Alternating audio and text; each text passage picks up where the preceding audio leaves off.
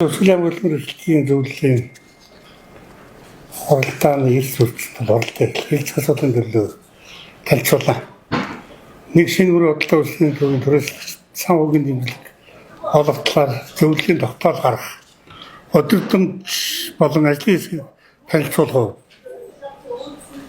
бодлоо ийм зүйл байна тийм ээ. За өөр одоо саналтай зөвлөлийн хэсэг байна.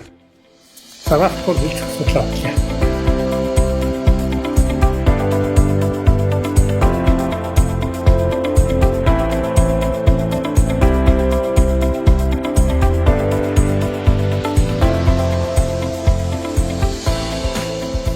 За та бүхэнд энэ өдрийн минь төргий. За 2025 оны 4 сарын 14-ний өдөр Өсгөл аймгийн Шинмөрөн худалдааны төв орон нутгийн өмчт компани барилга дээр объектын гал төмөр гарсны улмаас тэнд үйл ажиллагаа явуулж ирсэн түрээслэгчдийн эд хөрөнгө шатсан юм одоо хохирол онцсон.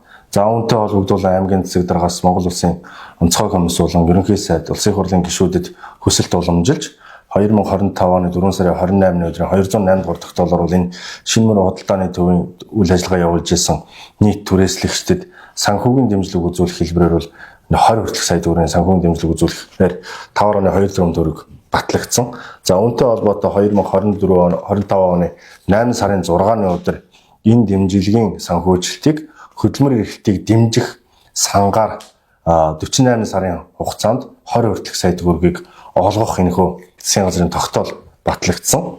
За энэ тогтоолыг дагаж хөдөлмөр эрхлэлтийн үндэсний зөвлөл хоролдож тогтоол батлагдаад өнөөдөр аймгийн засаг дарга дээр албаж ирсний дагуу аймгийн засаг даргаар хасан хөдөлмөр эрхлэлтийн зөвлөл хоролдож эдгээр түрээслэгчдэд санхүүгийн дэмжлэг үзүүлэхэд ямар баримт бичиг бүрдүүлэхийн хэрхэн яаж зохион байгуулах чиглэлээр бол ажлын хэсгийн зөвлөлийн хурлыг зарлаж үүрэг чиглэлийг өглөө. Ингээд нийт Өсгөл аймгийн Шинмөрөн худалдаа үйлчилгээний төвд үйл ажиллагаа явуулж ирсэн нийт одоо түрээслэгчдэд санхүүгийн дэмжлэг үзүүлэх асуудлыг мэргэжлийн байгууллагын дүгнэлтийг үндэслэж буюу хохир тогтоосон үнэлгээний байгууллагын дүгнэлтийг үндэслэж учирсан хохирлын тодорхой хувьд ноогдох хэмжээний одоо санхүүгийн дэмжлэгийг үзүүлэх ажлыг зохион байгуулах бэлтгэл ажлыг хангаж ажиллаж байна.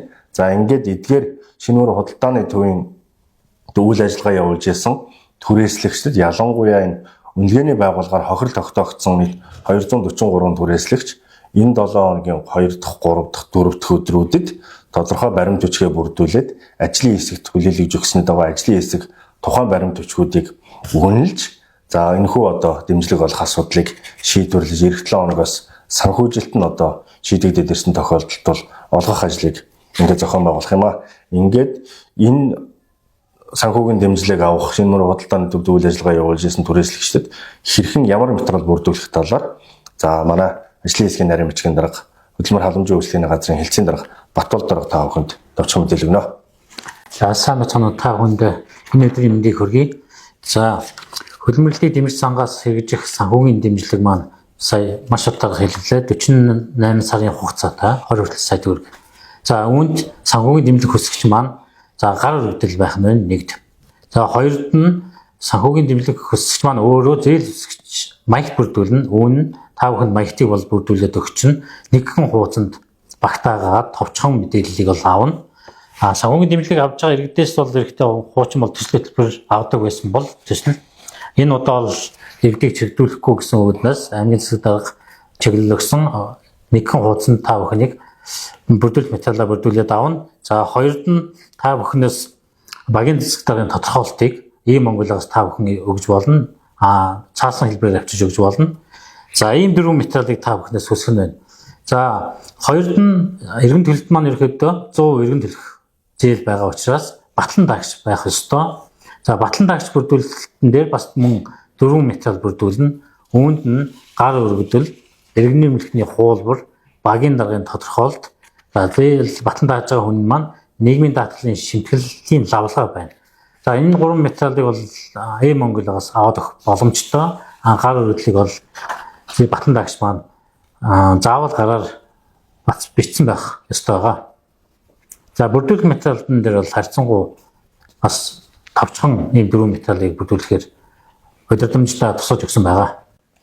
За энэ Монгол Улсын засгийн газраас бол Өсгөл аймгийн Шинмөрөн худалдаа үйлчилгээний төвд үйл ажиллагаа явуулсан түрээслэгчдийн учирсан хохирлыг санхүүгийн дэмжлэг үзүүлэх чиглэл дээр бол онцгой анхаарч 3 одоо юм тогтоол гарсан байж байгаа. Үндсэн одоо журмаараа бол уг нь яг иргэн санхүүгийн дэмжлэг авах, хөдөлмөр эрхлэлийг дэмжих сангаас хөнгөлтөө нөхцлөөр зээл авах тохиолдолд бол нэлээдгүй олон бичиг баримт шаарддаг. Ингээд засгийн газрын энэ тогтоол дээр бол эдгээр түрээслэгчдэд санхүүгийн дэмжлэг үзүүлэхэд энэ журам заасан шалгуур шаардлага хамаарахгүй гэж байгаа учраас иргэнд аль болох одоо түргэн шуурхай баримт бичгийг бүрдүүлэх боломжийг хангах үүднээс бол маш одоо товчхон бичиг баримтыг бүрдүүлж байгаа. За хоёр дахь нь бол энэ бол санхүүгийн дэмжлэг иргэн төлөгдөх нөхцөлтэй зээл юм шүү гэдгийг бол одоо иргэд та бүхэн бас зөвөр ойлгоосэй гэдгийг бол хэлхийг хүсэж байна.